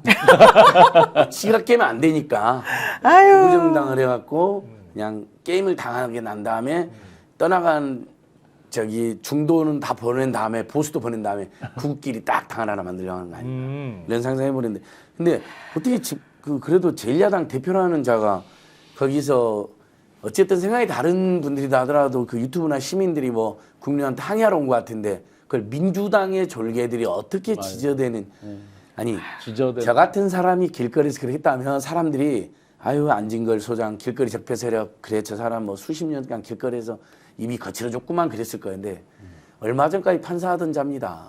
네, 2020년 1월까지 판사했어요. 국회의원 된 지 이제 4년도 안 됐어요. 그래요. 재보고는 들어오고 다시 재선됐을 뿐이고 어떻게 그다음에 독신한 크리스찬이라면서요. 목사님 아드님이라며. 예, 제발 좀 그래도 최소한의 얘는 아무리 자기한테 악담을 쓰는 국민이 있어도 민주당의 졸개들이 어떻게 지져낸 것도 기자회견하는데 예. 사람 저건 정말 정치 언어가 아니라 저렇게 말하는 사람이 바로 정강훈이나 전한길 딱 2명 있어요. 지난주 월요일 날 김문수도 저렇게까지는 말 안 해요. 김문수도. 요즘 김문수 조용하잖아요. 지난주 월요일 날 이제 고검에 저희가 엄정한 수사 그 촉구 방문을 했을 때 이제 특검보께서 이제 여러 설명을 주시는데 물론 개별 사건 수사 내용은 얘기를 안 해주지만 네. 여러 이제 전체적인 분위기를 보면 추경호와 관련된 그날의 밤의 행적과 관련된 굉장히 많은 사람들을 조사한 것 같더라고요. 그리고 물증에 대해서는 굉장히 자신 있어 했어요. 그 얘기는 광범위하게 포렌식 자료나 이런 게 있다는 거죠. 지금 덜 알려졌고 아마 실질 심사 끝나고 뭔가 우리가 모르는 나오겠죠. 일들이 나오는 게 있겠죠. 그렇게 보여졌어요. 그러면 그런데 그 말을 듣고 그냥 저희는 입을 다물고 있었는데 그 사이에 일주일 사이에 많이 조사받은 사람들이 막 튀어나왔어요. 그러면 재밌는 게 추가 어쨌든 발부가 되면 지금까지 참고인으로 그냥 가서 대충 이렇게 했던 사람들의 상당수가 피의자로 전환이 됩니다. 국힘에. 그렇죠. 그렇죠. 뭐 위원정당 해산의 기본 그 부분은 기본이고 그래서 자기들이 그 말을 하는 거예요. 우리가 추경호다. 자기들의 운명이 똑같거든요. 근데 어쨌든 이런 얘기도 나왔잖아요. 추경호 관련해가지고 계엄 보름 후에 계엄이 잘 됐으면 좋았을 거 이런 얘기를 했다 그러고 그 예. 얘기를 엘리베이터에서 어떤 직원이 듣고 관계자가 들으시고 그거를 그대로 단톡방에다가 예, 왜냐하면 너무 황당하고 무서운 말이니까 안 잊어먹으려고 핸드폰에다 이렇게 예, 메모해놓고 얼른. 안 잊어먹은 게 아니라 증거를 남기려고 증거를 해서 남기려고 남겨요. 그러니까 카톡으로 다른 사람한테 메시지를 보내. 일부러 아 진짜 머리가 좋아요 그분도. 예. 왜냐하면 국회 정치 생활을 정당 생활을 했던 사람이라 그렇죠. 감각적으로 자기가 알았던 것 같아요. 아니, 그러니까 증거가 남아. 그리고 국민의힘 의원들도 10명 정도가 그때 추경호 원내대표가 제대로 상황을 안 알려줘가지고 우리가 사실은 표결 못했다 이런 얘기를 했대잖아요. 아니 이거는 기사를 찾아봐도 나오는데요. 네. 계엄 그러니까 해지가 되고 난 다음에 그 다음에 의원들이 반발하는 의원들이 그 한동훈계를 중심으로 해서 나왔었어요. 왜 우리의 그 표결권을 침해하냐, 우리가 가지도 못하게 왜 그렇게 했느냐라고 그 당시부터 반발을 했어요. 네. 지금 오히려 그 목소리가 쏙 들어가서 그런 문제지만, 그렇지. 그러니까 내일 한 30명 초재선이 자기 목소리 낸다고 하니까 그거 보면 대충 이렇게 쫙 구분되는 게 보일 것 같고요. 그러니까 제가 볼 땐 나경원 의원이 제일 일바로 지금 그 뭔가 책임을 물려야 될 대상이 될 거고 네. 그때 원내대표실에 함께 있었던 의원들 제가 이름이라도 상기시키는 차원에서 이름 말씀드릴게요. 네. 추경호, 김희정, 송원석, 이미자, 정의용, 김대식, 신동욱, 요즘 신동욱의 난리가 아니죠. 조지현, 요 8명이 함께 있었어요. 그렇죠. 그때 원내대표실에 같이 있었거든요. 이런 사람들 사이에서는 무슨 얘기든 아마 있었을 거고 만약에 무슨 얘기가 있었다고 하면 우리 무덤에 들어갈 때까지 입 닫기로 약속하자 이렇게 약속했을 가능성이 있다고 봐. 그럼에도 불구하고 그때 압색해가지고 많은 증거를 확보해 놓았다 특검에서 이제 그 얘기가 나오기 때문에 김건희 특검이 서해건설 목걸이 찾아내가지고 가지고 있다 탁 하고 내는 것처럼 네, 뭐 하나 했을 까 자극을 내란 특검이 좀 받아가지고 그때 당일날 12월 3일날 보면 국민의힘 의원들 막 우왕장할 때 의원들 일부는 추경호가 의원들 빼돌렸어 못 들어가게 했어 이렇게 그러니까 소리 지르는 사람도 있었어요. 맞아요. 그게 맞아요. 언론에 김상욱은 그렇게 분명히 김상욱 의원이 제일 적극적으로 그건 그 현장 상황을 아는 거 아니에요. 아니 다 이리 돌아서 표결해줘야 되는데 의원들이 이상한 대로 뺑뺑이를 시켜요. 그러면서 막 추경호 약간 비속어도 썼고 그때 그 국민의힘 의원들 중에도 그게 터져 나왔어요 당시에. 이런 것도 다 파악이 되어 있겠죠. 참고인 조사도 받고 그래서 이제 사람에 대한 조사가 있고 물증이 있을 거 아니에요. 네. 그 단체 텔레방 다 지운 줄 알았더니 이제 포렌식된 그 나왔다는 부서진들이 거죠? 썼던 단체방도 있고 그렇게 보면 이번에 이제 상당히 많은 사람들이 조사를 받은 것 같은데 그 중에 지금 저희가 대화하고 있는 이런 내용 이상을 본 사람이 과연 한 명도 없을까? 저는 있다고 봅니다. 저는 있다고 봅니다. 사실 있을 수밖에 없어요. 물증도 그거는 확보돼 있다고 봅니다. 비하폰은 음성 내용은 영원히 확인이 안 되나요? 그렇죠. 아니 일반 그래서 비하폰이 텔레그램으로 통하면 이게 안 되잖아요. 그러니까 그런 것처럼 텔레그램 통화 보관 안 되는 거죠. 자 어쨌든 어디에 중요한 뭔가 좀 통화 내역이라도 자, 음성 내역이라도. 추경호 전 원내대표 내일 영장이 뭐 기각될지 발부될지는 모르겠지만 만약에 기각되면은 내일 저녁에 난리 날 것으로 판단이 되고요. 저는 사법부는 더 이상 이제 국민의 용납을 못 받. 내란 전담 재판부에 대해서 소극적이었던 분들까지도 아마 오늘 내일 모레는 가자 내란 전담 재판부로. 아니 연성이 있다는데 연성 제거하고 가자. 어쨌든 어제 그 여론조사 뭐 하나 발표한 걸 들어보면 그 예전에는 내란 전담 재판부에 대해서 회의적이었던 사람들이 많이 돌아섰다는 거예요. 지금 이 중계하는 것을 보고 재판 이렇게 하면 안 된다. 거기에 1등 공신이 김영현 변호사들이잖아요. 김영현 변호사도 직위원이하고. 네, 직위원 부장하고. 어이가 없지. 그러니까 실질적으로 많은 사람들이 무슨 이런 개판이 다 있냐 이런 생각을 지금 다 한다는 거거든요. 맞아요. 그래서 내일 영장이 기각되면 사실은 안 된다고 보는 사람들이 훨씬 많고 진짜 많이 여러 가지 중요한 증거들이 많이 나왔는데 더 웃긴 거는 추경호 원내대표 내년에 대구시장 나오겠다고 영장이 기각이 되든 뭐 발부가 되든 나오겠다. 이게 무슨 뜻입니까? 자기가 발부가 되면 어떻게 나옵니까? 아니 이렇게 이제 해놔야 뭐 옥중 출마도 감수하겠다라고 이제 치고 놔야 이제 상대적으로 자기 지지층들 결집을 계속 유도하고 하면서 또 오늘 그 찌라시에 나온 거 보면 그걸 강력히 두둔하는 그 사람들 대구에 그게 이제 찌라시 하나 나와 있죠. 누구예요? 그런 사람들이? 뭐 주로 그쪽에서의 선골들이겠죠. 대구 시민들을 뭐로 보고? 그러니까 전 대구 시민들이 만약에 그렇게 해가지고 추경호라는 사람을 시장으로 만들어주겠다고 진짜 그런 여론이 인다고 하면은 정말 심각한 문제라고 생각해요. 그러면 이진승만 바보 되는 겁니까? 내란의 본거지가 되는 거예요. 네. 아니 대한민국의 쿠데타 일으킨 사람들이 다 그쪽 출신인데 거기다가 하나 더 보태겠다는 거예요. 뭐야 하는 거예요 지금. 그렇습니다. 대구 시민들의 민주성을 무시하는 얘기를 하지 마라. 네. 얘기해주고 싶어. 맞습니다. 진짜 대구 시민들 그렇게 선택하지 않을 거라고 봐요. 다른 것도 아니고 윤석열, 김건희 앞잡아야 됐고 비상겸 2인자, 3인자 했는데 대구에서도 반대가 훨씬 많을걸요? 아니 근데 잠깐만 저기 자막 보세요. 추경호 내년 대구시장 선거 옥중 출마 권한이들 많다. 저거는 약간 뭐 매기는 겁니까? 옥중 출마를 권하다니. 그러니까 영장이 발부되라 이런 얘기하는 거랑 똑같은데. 뭐 나는 사실 소심한 자인데 센 척 하는 거죠. 그러니까 나는 영장이 아니, 발부될 거라고 생각한다 이런. 자, 아까 한덕수가 어른거린다고 했잖아요. 네. 한덕수가 했던 거랑 똑같은 거 좀 하려고 하네? 아니 진짜 웃기잖아. 아니 옥중 출마를 아주 당연하게 맞아요. 전제를 깔고 있네. 영장이 발부될 거라는 뜻이네 속으로는. 탄압받는 모양새를 어떻게든 보이려고 그러는 거예요. 지금 권성동도 알겠습니다. 그렇고 추경호도 그렇고 자, 장동혁도 그렇고. 이재명 대통령님 내일 저녁에 내란 종식 시민 대행진에 참여하시겠다고 얘기를 하셨는데요. 우리 아까 안진걸 소장 내가 어떻게 될지 모르겠다 그랬더니 유튜브 하신다고 그러는데요. 이렇게 또 얘기가 올라왔습니다. 본인이요? 모르겠어요. 아니요, 이게 댓글이 올라와서 맞는지 안 맞는지 잘 모르겠어요. 예. 어쨌든 내일 한번 좀 봐야 될 것 같고 특히 우리 안전 경호에 힘써주시기를 바라고요.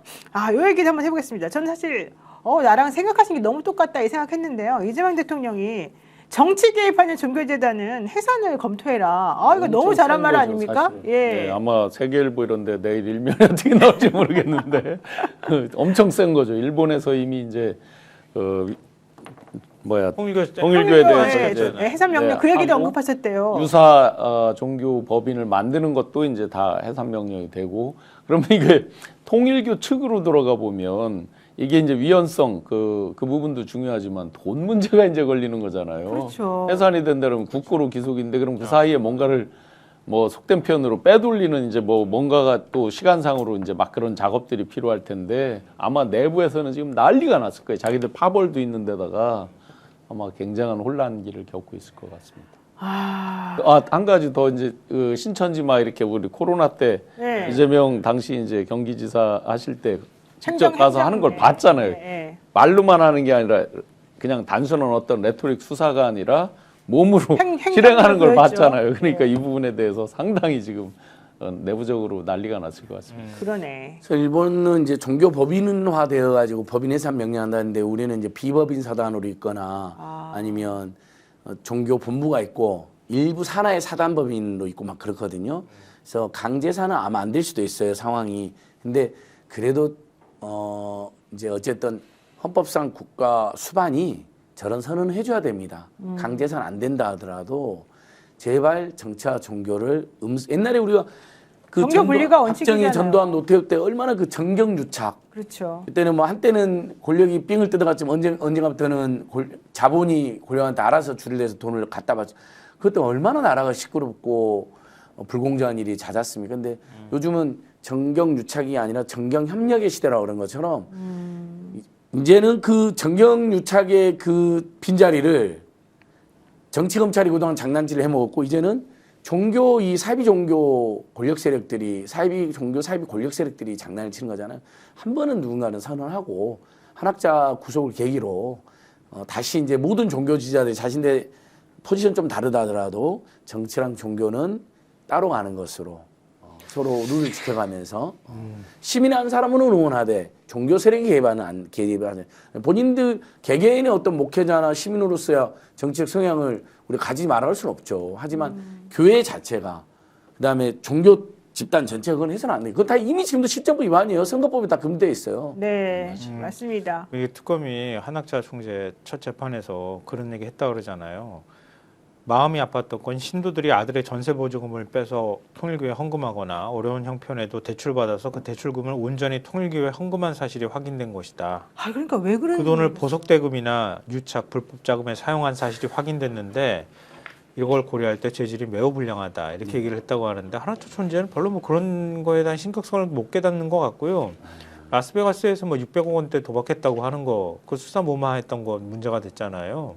근데 한학자 총재가 전 이거 정말 듣고 깜짝 놀랐는데 일시적 오락일 뿐이었다 이렇게 얘기를 했다는 아이고. 거예요. 600억이 그리고 시효도 완성됐다고 얘기를 했다는 거죠. 아, 그 일시적 오락은 도박죄에서 이게 그 죄가 안 되거든요. 그러니까 그것도 변호인한테 듣고서 자기 변명으로 이렇게 한 것 같아요. 하긴 도박을 하긴 했나 보네요. 어찌됐든 도박을 하긴 했던 거 아니에요. 그럼요. 예. 차마 어머님이 헐림하다가 네? 헐림하다가 참 어머님이 라스베가스 가서 도박했다는 거 아니에요. 그래서 이제 돈도 그건 아니고 진짜 일본에서도 그 아베 총리 저격이 일어난 배경이 어머니가 모든 걸 아베한테 통일 갖다 바친 그 청년이 그 통일 용가도 보니까 아베랑 통일교가 음수방 관계라는 걸 의심하고 해서는 안 될 저격을 한 거잖아요. 이렇게 사회가 이렇게 갈 수가 있다니까요, 여러분. 그러니까 그렇습니까? 사이비 종교세력 문제가 아니라 그 사이비 종교세 피해받은 사람들의 그 앙심이 또 다른 사회 혼란과 고통을 야기할 수 있으니까 그래서 정교 분리를 빨리 완벽하게 우리가 추구해야 됩니다. 네. 어쨌든 국민의힘은 지금 통일교 신천지 뭐 아주 난리가 났는데 이 신천지 지원 의혹에다가 더해서 허경영 최측근을 서울 조직위원장에 임명했다가 이제 하도 시끄러우니까 이제 그만뒀습니다. 그런데다가 김종혁 전 최고는 신천지를 사이비라고 했다고 징계 지금 회부돼가지고 지금 큰일 나게 생겼습니다. 이러니 사실은 우리가 대통령이 이런 말하는 거 듣고 속 시원하다. 정말 나랑 생각이 똑같네. 이렇게 생각하시는 분이 뭐 저밖에 없겠습니까? 다 많은 분들이 대통령 속 시원하다 이렇게 생각하지 않았을까 싶어요. 자, 이 얘기도 한번 해보겠습니다. 김건희 특검이 내란 특검을 압수수색했습니다. 지난번에 내란 특검이 김건희 특검을 압수했거든요. 이거 도대체 어떻게 된 겁니까? 얘기 좀 해주시죠. 그게 이제 기본적으로 업무 공조 형태로 자율적으로 제출하고 하는 게 법적으로 잘 안 되는 모양이에요, 생각보다. 그게 아니라 증거 능력 때문에 그래요. 예, 그런 네. 거 같죠. 그러다 보니까 이제 지난번에 내란 특검에서 박성재 등등의 건을 체크를 하다가 이제 김건희 통화기록 확보 차원에서 김건희 특검을 쳤고 그때 이제 한 가지 사이드로 나왔던 게 거기서 방해했던 팀장 그렇죠. 그 사람에 대한 조사가 꼭 필요했는데 그 부분은 김건희 특검에서 블로킹을 하는 바람에 못했다. 이제 요게 불거져 있는데 사실은 거꾸로 오늘은 이제 김건희 특검에서 내란 특검을 했는데 그래서 종합 특검이 필요한 거예요. 양쪽의 접점에서 세 가지 특검을 계속해서 나갔을 때 유일한 접점 하나가 있잖아요. V0를 향해서 최혜병 건도 그렇고 김건희 특검에 수도 없는 그 격가지 사건 빼고 뭐 중요한 건에서도 계속 V0가 부각이 되고 결국 내란 특검에서 직접적 동기가 뭐였냐 했을 때 그렇죠. 등장인물이 V0로 거의 귀결이 돼가고 있기 때문에 결국 다 합쳐서 하는 종합특검이 꼭 필요한 거죠. 자, 민정기 특별검사팀에서는 이 김건희 씨의 이른바 셀프 수사 무마 의혹, 그게 바로 이제 박성재 전 장관과 주고받은 네. 텔레 문자와 관련된 내용이겠죠. 요것과 관련된 자료를 확보하기 위해서 조은석 내란 특검 팀과 검찰에 대한 압수수색을 했습니다.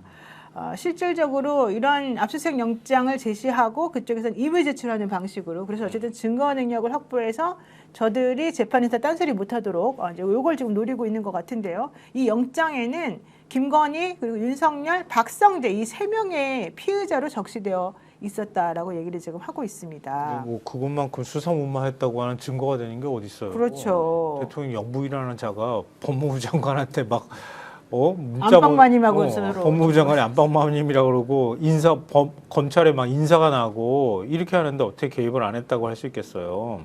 그러니까 이 내란 특검이 그나마 다행으로 12월 3, 4일만 지금 압수영장에 그 휴대폰에 그 시기만 특정해가지고 압수를 했는데 이번에 기간을 늘리면서 이런 게 들통이 났다는 거잖아요. 네. 그러니까 김건희 특검에서도 이거 한번 좀 봤으면 좋겠다 이렇게 생각할 수밖에 없지 않을까 싶고요. 아, 너무 잘했어요. 네. 네. 근데 저는 사실은 특검 피로감이 있거든요.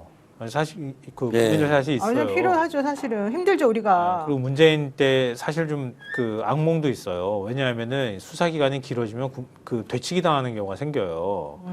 그러니까 처음에는 설득이 됐던, 그러니까 필요하다고 생각했던 분들도 나중에 가면은 진짜 이거 정치적으로 수사하는 거 아니야 이런 의심이 스물스물 생기기 시작하거든요. 그래서 특검으로 안 가고 가급적이면은 국수본으로 그냥 넘어가면 어떨까. 특검 기간 끝나고 나면 이 생각이 사실은 좀 있었거든요. 근데 최근에 조금씩 마음이 바뀌어가고 있어요. 말씀하셨던 것처럼 종합특검 하나는 남겨놔야 되지 않을까 또 싶어요. 왜냐하면 이제 경찰로 넘어가면 또 수사의 어떤 공정성 문제가 얘기가 될 수밖에 없기도 하고 또 오히려 오염될 수 있어요. 네, 이 상태로 지금 미제처럼 느껴지는 게 너무 많거든요. 아직 밝히지 못한 것들이 너무 많은데 이걸 그대로 덮고 넘어가면 그냥 역사 속으로 다 그냥 잠겨버린단 말이에요. 나중에 가서 또 이거 그 윤석열 일당들을 다시 찾아내겠다고 또 특검을 해. 이게 전두환 때가 생각이 나가지고 도저히 안 되겠다. 네. 그러니까 뭔가 진실을 끝까지 규명하려는 노력을 해야, 그래서 마지막 바닥까지 내려가는 것들을 국민들이 확인해야 그래야 설득도 되고 국민 통합도 되고 될 수 있지 않을까 하는 생각 쪽으로 점점 기울어져 가요. 맞습니다. 아주 단순한 이유로라도 종합특검으로 가야 된다고 생각을 합니다. 왜냐하면 이제 경찰로 이제 국수본에 특수본으로 넘어가는데, 그렇게 되면 결국은 지금까지도 여러 방해 세력들이 있었고 감추려는 세력들이 있었잖아요. 네. 그럼 그들에 대해서 신규로 계속해서 뭔가가 나왔을 때 영장 청구 이런 걸 할 때 물론 공수처가 있지만 기본은 또 검찰이란 말이에요. 그럼 그들이 지금 안 그래도 뭐 여러 가지 조직적 저항 같은 걸 많이 받는데 영장 신청 청구 이런 단계에서부터 또 블로킹이 된다? 그러면은 또 진짜 죽도 밥도 안 되는, 이것 때문에라도 종합특검이 꼭 필요하다라고 그러니까 생각합니다. 너무 이게 약간 논리적으로도 굉장히 자연스러운 게, 국민 입장에서는 뭔가 이렇게 찜찜한 상태 끝나면 오히려 우리 주권자들은 이제 민생경제 살리기라든지 일상에 복귀가 안 되는 거거든요. 내란 1년을 전후해서 최근에 새롭게 살려진 상황들이 많이 또 밝혀져서 국민 다시 한번 지금 분노의 열기가 이렇게 높을 때, 자, 성과는 이렇고 미자 이렇게 남아 있습니다. 이걸 장기 미제로 두면 안 될 것 같습니다. 그래서 그게 대부분 김건희랑 연루되어 있습니다. 그래서 3특검, 뭐 표현은 뭐로 쓸지 모르겠지만 3특검을 이어받은 김건희 종합특검으로 해서 미진한 것만 딱 국회에서 수사하겠습니다. 그래서 특검 필요성은 안 생기겠습니다 하면 국민들께서 동의해 주지 않을까요? 그러니까 특검들이 수사 결과 발표할 때 우리가 어디까지 했고 그렇죠. 뭐가 필요한지를 좀 국민들한테 밝혀줬으면 좋겠고요. 그렇죠. 이게 왜 필요한지. 예. 네, 그걸 좀 특검이 직접 밝혀야 할 되죠. 필요가 있는 거죠. 밝혀낸 부분, 못 밝혀낸 부분, 아쉬운 부분 딱 그러면 못 밝혀낸 부분, 아쉬운 부분만 묶어서 하면 되잖아요. 그렇죠. 양평고속도로 지금 인수위 파견됐던 공무원 이제야 이제 조사한다는 얘기를 하고 있잖아요. 아니, 그리고 아직 이제 시간이 얼마 안 남았는데. 더 중요한 거는 비상계엄이 왜 선포됐는지 아직도 해결이 안 됐다는 거예요. 맞아요. 많은 사람들이 김건희 때문에 사실은 선포한 거 아니냐라는 얘기가 있어서 이거 좀 하다 말면은 우리가 이제 큰 볼일 보고 뭐 좀 뒤처리 안 한 것 같은 느낌이 들어서 좀 사실 꼭 필요할 역사적 것 같아요. 단죄를 우리가 정확히 안 하고, 사실 한국 사람들이 굉장히 정해약하고 마음이 약한 면이 분명히 맞아요. 있습니다. 맞아요. 그 친일파를 단죄 못하면서 친미로 넘어가고, 실제 이제 여러 그런 역사적인 과오, 지나고 나니까 후회하고 하는 것들을 많이 봤는데, 브라질의 그 보우소나루 대통령이라는 사람이 일종의 이제 지금의 우리 이 재판하고 비교해 보면 예비 음모죠, 예비 음모. 27년형 받아도 지금 복역이 시작이 됐잖아요. 예. 사실상. 그러면 우리는 실제 실행을 한 것인데 어떻게 해야 되는지가 딱 이제 답이 나오는 거고. 맞습니다. 1963년 그 한나 아렌트가 썼던 예루살렘의 아이히만, 내가 죄인이다. 왜? 남들이 그렇게 악독하고 나쁜 짓을 할 때 내가 아무 말 못하고 침묵했다. 이런 마음으로 임해야 정말 역사의 단죄, 정말 반성하고 또 반성하고 국민께 사죄하고 이런 것들이 돼야 되는 게 기본인데 네. 묵시적 동조 이런 거에 대해서도 바람에 있는 스치는 스치는 갑자기 바람도. 스치는 바람에 나는 네, 괴로워하고 이렇게 돼야 되는 것인데 이 사람들은 주도적으로 참여하고 있던 사람들이 끝까지 거짓말하고 일말의 반성도 없고 책임감도 그러니 없고. 당연히 단죄해야 됩니다. 맞습니다. 역사적으로. 자, 어쨌든 이 내란 특검과 사실은 이 김건희 특검이 서로 약간 공조하면서 증거를 확보하기 위해서 서로 노력하는 것들은 지금 보여서 저희들은 이제 이 종합 특검 얘기를 사실 이제 끝내게 된 것인데요. 김건희 씨가 박성재 전 장관에게 이 안방마님이 문자를 보내기 전후에 윤석열 씨가 박성재 전 장관과 텔레그램으로 통화한 내용도 있고 막 지시한 내용도 많이 있습니다. 예를 들면 작년 5월 1일에 이원석 전 검찰총장이 송경호 당시 중앙지검장에게 이 명품 가방, 이 디올백 관련해서 전담 수사팀 구성하라라고 지시를 한 지 이틀 후에 박성재 전 장관과 1시간 15분이나 통화를 했고요. 같은 달 12일에도 박성재 전 장관에게 4번이나 전화를 해서 총 42분간 통화를 했답니다. 그리고 그 다음 날인 5월 13일 날에 법무부에서는 서울중앙지검장하고 1차장부터 4차장까지의 검사를 전원 물갈이를 하고요. 그렇죠. 이원석 전 총장의 대검찰청 참모진들 다 교체를 해버렸습니다. 이렇게 인사를 단행하고 난 다음에 5월 15일 날 새벽 4시에는 김건희 씨가 찌라시를 박성재 전 장관에게 보냈고 똑같은 내용의 찌라시를 같은 날 8시에 윤석열 씨가 또 보낸 것으로, 물론 당연히 이건 제가 보기엔 윤석열 씨가 보낸 게 아니라 김건희가 보낸 것으로 느껴집니다만 어쨌든 그렇게 보냈고요. 이 찌라시에는 바로 대통령실로부터 사퇴 요구를 받은 이원석 전 총장이 항의성으로 지금 김건희 씨 명품백 가방 수사를 지시한 것이다, 이런 내용이 이제 들어있었었죠. 이러고 난 다음에 같은 날 윤석열 씨가 또 박성재 전 장관에게 전화를 해서 10분 동안 통화한 내역이 있고요. 그리고 난 다음에 얼마 안 있다가 새 수사팀이 김건희 콜검 수사, 이른바 콜검 수사를 해서 경호처 부속 청사에서 방문 조사를 해서 마무리를 지어주고 불기소 처분하겠다고 한 때였습니다. 그리고 실제 김건희를 왜 김안방으로 써져 있는지도 확인이 좀 돼야 되는 부분들이 있는 거고, 결론적으로는 내란 특검에서는 박성재 전 장관이 김건희로부터 수사무마 청탁을 받았다라고 지금 보고 있고, 이런 모든 것들이 다 어우러져 가지고 윤석열 씨의 비상대권이 반드시 필요하다라고 하는 결심을 하게 된 것은 아닌가? 지금 말씀하신 것도 1탄밖에 안 되는 거죠. 5월 달 그렇죠. 도이치모터스 관련된 거고 10월 달 통화까지가 이렇게 있단 말이에요. 그렇죠. 그런데 명태균 게이트 이런 것들은 정작 9월 중순부터 슬금슬금 불거져서 11월 7, 8일 난리가 날 처음 이제 났었죠. 받고 그 뒤에 12월 3일까지 계속 이어지는 이 급상승 곡선을 그리고 있는데 그 부분은 아직까지 제대로 나오지도 않은 거예요, 사실은. 맞아요. 근데 이쯤에서 정말 너무 궁금한 게 우리 너무나 잘나고 위대하신 검찰 나으리들은 단 한 명도 문제제기 여기에 대해서 아무 말도 안 하고 있어요. 와, 완전히 주요 검찰 간부와 법무부 장관이 김건희 그냥 앞잡이가 돼서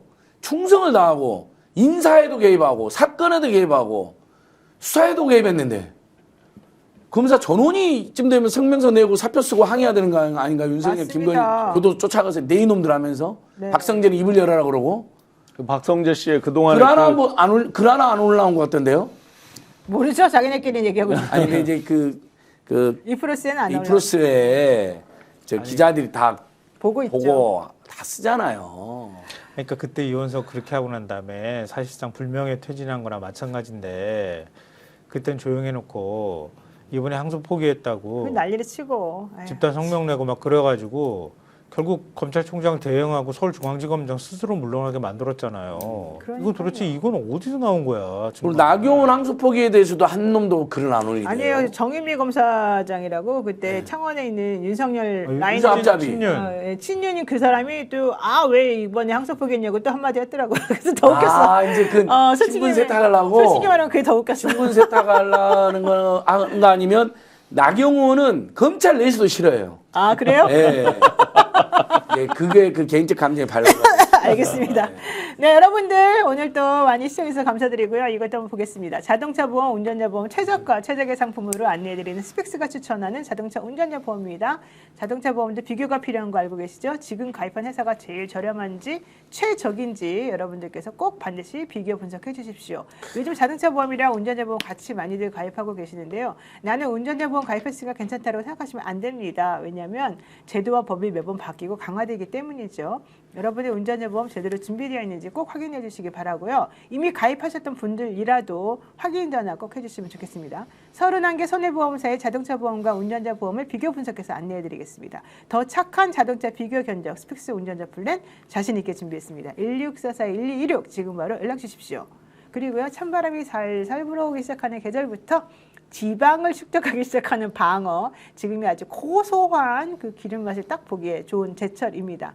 국내산 자연산 당일 입고된 활대방어 100% 전혀 약품 같은 거 쓰지 않고 첨가물 없는 깨끗한 방어만을 여러분들께 보내드리겠습니다. 가정에서 가장 신선하게 받을 수 있는 스킨 진공 포장으로 보내드리니까요. 완전히 밀착해가지고 전혀 어떠한 그 바늘구멍 하나도 들어가지 않는 완전하게 위생적으로 처리된 그런 방어를 여러분들께 보내드립니다. 스펙스에서 공동구매로 거품 싹 빼고 최저가 28,900원에 제공해드리는데요. 공동구매 행사기간 한정 가격이니까 여러분들께서 서둘러 주시기 바라겠습니다. 네, 오늘도 많은 분들께서 우리 방송 같이 봐주시면서 또 같이 흥분해 주시고 같이 환해 주시고 같이 감탄해 주셨는데요. 항상 이런 태도 매우 좋고요. 매우 감사드립니다. 스펙스 요즘에 열심히 하고 있으니까 응원해 주시면 좋을 것 같고요. 구독, 좋아요 꼭 눌러주시면 좋을 것 같습니다. 여러분 오늘 감사했습니다. 고맙습니다. 감사합니다.